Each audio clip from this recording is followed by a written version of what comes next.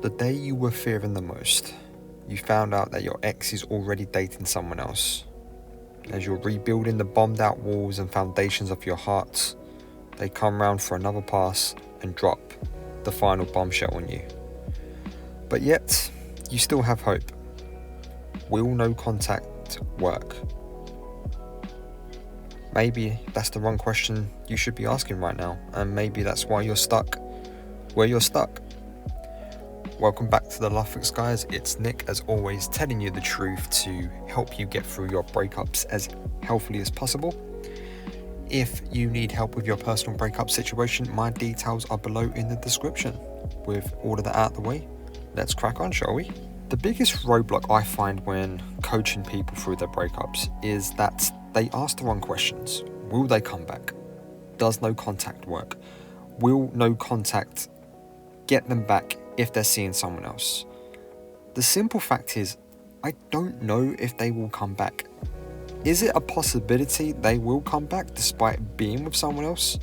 Sure, that possibility does always exist.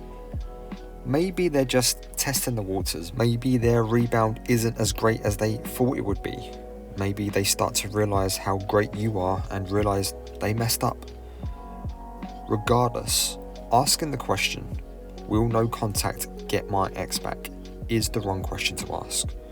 A better question would be, what are the consequences for my ex for leaving our relationship, and how do I respond as healthily as possible? The fact is, guys, anyone is free to leave a relationship anytime they want. But this also means you are free to move on anytime that you choose to, and this is where your journey must begin. Accepting the simple reality of they left and you must now choose to move on. Them leaving has consequences. No contact is a consequence. It's the healthy and mature response. Another consequence would be you walked out, so you have to come and get me back. I've had to level up, work on myself, get fit, go to the gym, deal with the chronic anxiety you left me with. So have you done the same? Are you even on my level now? I know my value, so what are you bringing to the table? These are the questions that you can potentially say to yourself if you were to have that conversation with your ex, if they were to come back. You can ask these questions. What have you done in the last 2 months, 3 months, 5 months, 6 months? What are you now bringing to the table? How will you make this relationship better? Did you work on the stuff that you needed to work on? Because as the Dumpee, I've had to do all that. I had no choice. I started off in anxiety and I had to go and deal with it. But would you even entertain this conversation knowing that they got with someone already? What does that say about them? The bed isn't even cold yet, and they are soothing their breakup pain using a new person as a band-aid. And trust me, guys, the dumpers do go through their own version of pain. It may not be right away and it may be a delayed response, but they do go through it.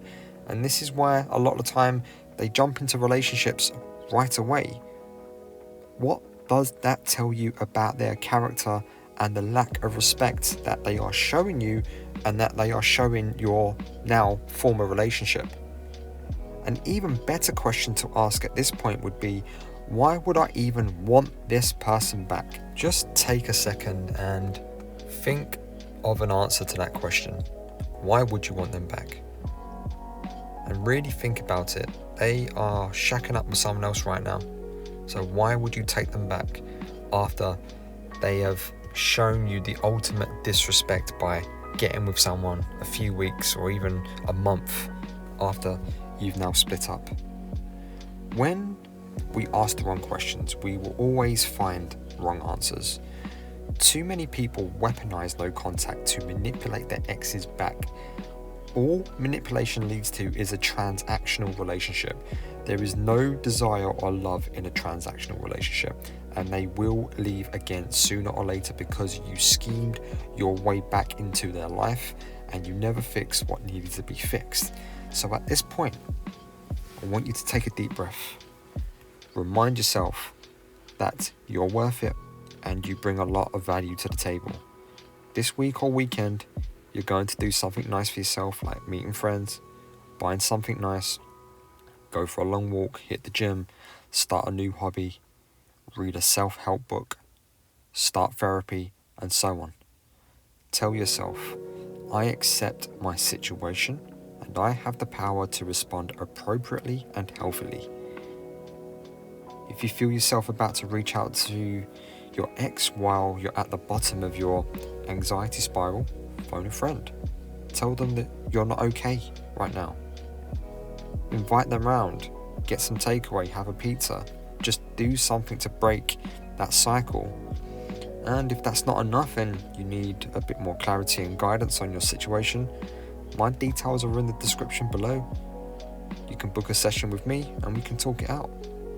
And guys, listen, I still do therapy because there is an uncomfortable comfort in being told the truth.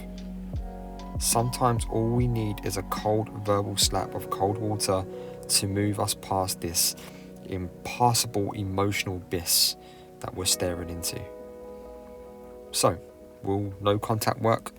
100% yes, every single time if you use it to get you back.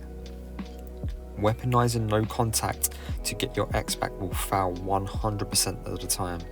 So let them go, respect their decision, but most importantly, respect yourself enough to give yourself permission to move on. You've got this. That's all for today. As always, guys, I'll see you on the other side.